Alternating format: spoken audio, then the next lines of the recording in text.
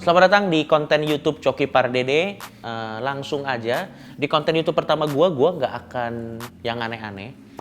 Ini adalah konten Q&A, di mana sehari yang lalu, 3 hari yang lalu, gue bikin Q&A di Instagram gue. Gue mengundang semua orang kasih pertanyaan ke gue untuk lebih mengenal gue lebih dalam.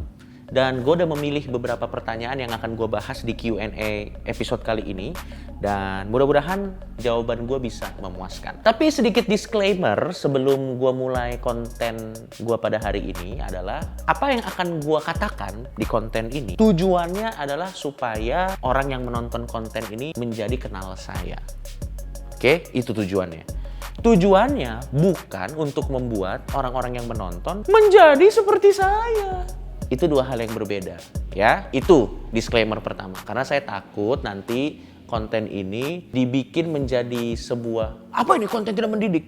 Anak saya nonton konten Coki, jadi tidak sholat lagi.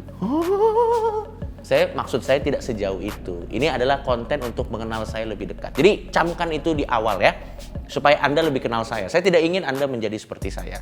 Karena untuk menjadi seperti saya requirement-nya susah. Dan saya tidak yakin Anda sanggup menjadi seperti saya. Kalau gitu kita langsung aja. Tapi jangan lupa di subscribe ya channel baru gua. Kasian udah bikin-bikin channel, syuting-syuting, tidak ada subscribernya. Pertanyaan pertama, kapan menikah? Yang pertama jawabannya adalah saya akan menikah pada saat saya ingin menikah. Dan saya tidak akan membiarkan lingkungan, orang tua, atau circle terdekat saya mendikte saya kapan saya harus menikah. Itu jawabannya. Kenapa Bang Coki? Nah, kenapa? Karena pernikahan itu adalah hal yang besar dalam hidup kita. Sehingga gue ingin memastikan pada saat hal yang besar terjadi dalam hidup gue, keputusan yang gue ambil di momen itu adalah keputusan yang 100% lahir dari pikiran gue dan hati gue. Bukan lahir dari desakan orang-orang. Karena begini, apabila keputusan kita untuk menikah itu lahir dari desakan lingkungan, pada saat pernikahan kita tidak bahagia, apakah lingkungan mau bertanggung jawab? Apakah lingkungan ingin membayar biaya persidangan perceraian? Tentu tidak dong. Mereka cuma akan bilang, wah sayang sekali kamu bercerai. Tapi kan Anda yang menyuruh saya menikah, bangsat.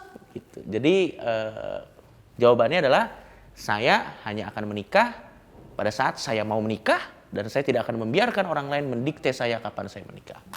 Dan yang kedua adalah pernikahan itu buat gue adalah pilihan, bukan kewajiban. Sehingga pada saat pernikahan itu adalah pilihan, itu menjadi prioritas yang nomor 4, nomor 5, atau bukan jadi prioritas pertama dalam hidup gue. Sehingga gue juga tidak terburu-buru dan tidak didesak, karena pernikahan buat gue itu bukan kewajiban. Banyak orang jatuh ke dalam lingkaran setan karena punya mindset nikah itu adalah kewajiban. Sehingga seolah-olah kalau dia udah melewati umur tertentu dan belum menikah, seolah-olah dia melanggar sebuah peraturan sakral yang, aduh umur segini gue belum menikah, apa yang akan terjadi dengan hidupku? Nggak gitu-gitu juga dong. Pada saat Anda punya mindset pernikahan itu adalah sebuah pilihan, percaya sama gue bahwa hidup lu akan jadi lebih santai dan lu akan lebih bisa mengambil keputusan dengan lebih logik. Itu jawaban gue yang pertama. Ke pertanyaan selanjutnya. Ini pertanyaan-pertanyaan yang gue bawa ke sini adalah pertanyaan yang paling banyak ditanyakan ya. Prinsip hidup Bang Coki. Yang kedua, prinsip hidup gue adalah put yourself first. Itu prinsip hidup gue. Atau kalau kita gunakan kata lain, tolonglah diri sendiri sebelum kita menolong orang lain. Itu prinsip gue. Kenapa? Bukan karena gue egois, tapi gue percaya kalau kita ingin menjadi terang buat orang-orang di sekitar kita, yang pertama kita harus lakukan adalah pastikan hati kita isinya terang dulu. Karena selama hati kita isinya masih kegelapan, kita tidak bisa menjadi terang buat orang-orang di sekitar kita. Jadi prinsip hidup gue adalah tolonglah diri sendiri baru menolong orang lain. Put yourself first. Karena yang pertama ini adalah hidup kita. Apa tujuannya kalau dalam hidup kita menghabiskan 90% waktu kita untuk menyenangkan orang lain, tapi diri kita tidak senang. Itu prinsip hidup gue. Selalu menempatkan diri gue di posisi pertama. Bukan egois, tapi itu lebih ke arah gue ingin menikmati hidup ini. Dan tentunya pada saat gue put myself first, gue tetap akan ada di jalur yang membuat gue tidak menjadi asshole buat orang lain gitu. Sekarang kita masuk ke pertanyaan selanjutnya. Bang Coki kapan mualaf? Ini banyak banget yang nanya di Instagram gue. Jawaban gue untuk pertanyaan ini adalah sampai video ini disuting, saya belum terpikir untuk menjadi seorang mualaf. Dan saya sudah menjawab pertanyaan ini berkali-kali. Intinya jawabannya adalah Anda percaya Tuhan. Kalau Tuhan mau dengan segala kemahakuasaannya, sebenarnya dia bisa membuat semua orang menjadi beragama. Dan sebenarnya bukan hal yang mustahil buat Tuhan membuat gue jadi beragama. Tapi kenyataannya kan dengan segala mahakuasaan dia kan, saya tetap seperti ini gitu. Saya masih tetap tidak beragama. Berarti kalau saya masih tidak beragama, pasti ada maksud tujuan Tuhan kenapa saya tidak beragama. Makanya ya, gua belum beragama saat ini ya cuman menjalani maksud tujuan Tuhan aja yang dia taruh buat gua gitu. Dan buat orang-orang yang nanya ke gua, kapan lo beragama? Kapan lo beragama? Anda jangan lancang. Jangan-jangan Anda melewati kewenangan Tuhan. Jangan-jangan memang rencana Tuhan adalah ya biarin aja dulu Coki kayak gini karena fungsinya masih lebih baik buat banyak orang kalau dia masih dalam posisi seperti ini. Kayak gitu ya. Tapi yang jawaban sebenarnya yang kedua adalah kenapa saya belum mualaf adalah karena tidak bisa makan babi.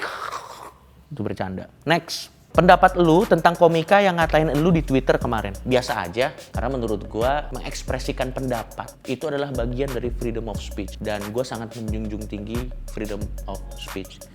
Dan pada saat gua naruh konten gua atau naruh tweet gua di sosial media di mana semua orang bisa melihat, menurut gua sah untuk dikomentarin sama banyak orang. Jadi gua nggak baper dan nggak masalah kalau ada orang yang sebel sama tweet gua. Jadi itu bukan masalah. Saat corona menyerang tubuh Bang Coki, apakah Bang Coki akan bertuhan? Jawabannya tidak dong. Karena begini, dari korban-korban yang meninggal sejauh ini karena corona, pasti ada yang bertuhan. Tapi tetap meninggal. Jadi sebenarnya bertuhan dan tidak bertuhan tidak membuat kita menjadi tidak meninggal pada saat corona. Jadi yang jelas kalau gue kena corona, yang akan gue lakukan bukan tiba-tiba bertuhan, tapi saya akan mencari pertolongan medis di WHO. Next. Anjing banget. Bang Coki kenapa jadi ateis? Dan pada saat Bang Coki ada di situasi genting, Bang Coki berdoa kepada siapa? Oke, ini pertanyaan terakhir. Gue koreksi, gue bukan ateis. Gue itu adalah agnostik ateis. Gue cuma mempertanyakan. Kalau ada yang bilang Tuhan ada, gue cuma mempertanyakan. Mana buktinya? Udah gitu doang. Karena buat gue extraordinary claim perlu extraordinary proof. Dan sejauh ini sih gue belum menemukan extraordinary proof. Dan biasanya orang yang jadi kayak gue nih, agnostik ateis nih, terbagi jadi dua. Ada yang jadi agnostik ateis by experience, jadi mungkin dia dikecewakan oleh satu institusi atau hidupnya terlalu tragedi sampai akhirnya sepertinya Tuhan tidak ada. Ada yang jadi ateis, agnostik ateis seperti itu.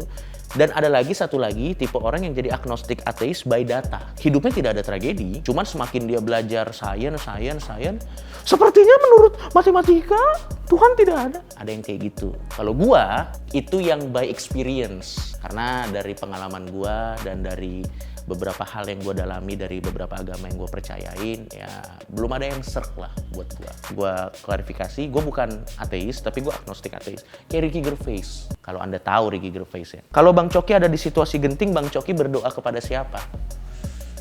Ada orang yang nanya pertanyaan yang serupa. Dia nanya, Coki kalau misalnya lu di pesawat, terus pesawatnya mau jatuh, lu berdoa nggak? Jawabannya enggak. Karena dari semua kasus kecelakaan pesawat yang terjadi, gue yakin semua korbannya berdoa. Dan pesawatnya tetap jatuh. Jadi sebenarnya mau Anda berdoa atau tidak berdoa pada saat pesawat itu mau jatuh, itu tidak akan membuat kemungkinan pesawatnya tidak jatuh jadi lebih besar gitu. Enggak. Jadi daripada melakukan sesuatu yang menurut gue sia-sia, yang akan gue lakukan pada saat gue ada di pesawat dan pesawatnya mau jatuh, gue akan melakukan sesuatu yang memastikan tingkat survival gue lebih tinggi daripada orang-orang yang di sekitar gue. Misalnya apa? Ngecek sabuk pengaman, cari pintu darurat, memastikan gue udah make pelampung, atau membaca buku petunjuk walaupun udah terlambat ya, kita bacanya pada saat ya, tapi setidaknya gue akan melakukan segala sesuatu untuk meningkatkan survival rate gue. Kalau gue udah melakukan itu dan masih ada waktu, apa yang akan gue lakukan? Gue akan mungkin voice note ke orang-orang terdekat gue, supaya nanti pada saat beritanya udah beredar bahwa pesawat yang gue tumpangin ini jatuh, voice note yang gue kirim ke orang terdekat gue ini bisa jadi exposure buat keluarga gue, sehingga keluarga gue mungkin bisa dapat uang tambahan, bisa dapat simpati, bisa dapat hal-hal yang lebih menguntungkan lah buat gue. Jadi gue meninggalkan legacy gitu. Itu yang akan gue lakukan. Segitu aja Q&A di episode kali ini, karena pertanyaannya banyak banget dan pertanyaannya juga makin bangsat ya, kepanjangan kalau gue jawab semua. Ada yang tidak berubah pertanyaan, ada yang cuma statement kayak misalnya, Bang Coki, orang buta kalau difoto buat apa? Emang dia bisa ngeliat? Kan bangsat, maksud gue apa? Ini kan maksudnya apa? Mau saya tanggepin atau gimana gitu? Segini aja dulu, nanti kita syuting lagi untuk Q&A selanjutnya. Dan jangan lupa di subscribe konten gue, dan sekali lagi ya gue kasih tahu, apa yang gue katakan di sini bukan untuk Anda tiru, atau gue bukannya pengen supaya Anda yang menonton ini menjadi seperti saya, bukan. Saya cuma pengen supaya Anda lebih kenal saya lebih dekat. Ya, kenapa saya bilang seperti ini? Supaya konten saya tidak dituduh dakwah ateis, tidak. Ini cuma supaya Anda kenal saya lebih dekat. Gitu. Oke, sekian konten gue. Di Q&A with Infidel kali ini. Sampai ketemu lagi di Q&A selanjutnya. Bye-bye.